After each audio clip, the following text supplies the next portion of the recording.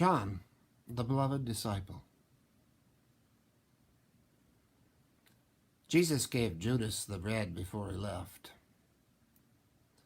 We didn't understand where he was going at the time. If we had, we would have tried to stop him, I'm sure, talk some sense into him if we could, or taken stronger measures if we had to. But Jesus gave him that piece of bread, it was still warm, and he let him go. Jesus never liked to see people go hungry. Food was important to him. Not that he was a glutton, of course. He once went 40 days without food, seeking a vision from God, of course. But Jesus knew that important things happened when bread was broken and wine was poured and a meal was shared.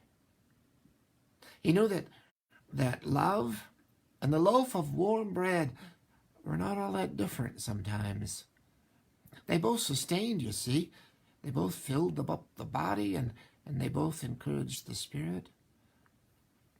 What they don't tell you about the miracle of the loaves and the fishes and the 5,000 that were fed was how bad it was getting when Jesus did the impossible. The crowd was becoming loud and they were getting rude and people were pushing and trampling each other, and it felt like disciples were the only ones listening, and I suppose we weren't really listening either.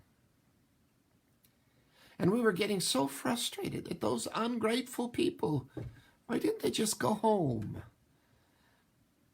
But Jesus loved them anyway. He loves everybody. And he knew that in that moment the best way to love those people was to feed them. And us too. We were hungry too. And when I think back to that night, to Judas, standing there with that loaf of warm bread in his hands, I realize how much Jesus loved him. Knowing where he was going and what he was going to do, Jesus loved him. Loved him with the warm bread, sustaining, encouraging. Jesus nourished him. And Jesus let Judas go. I don't think I could ever love someone that much or that well.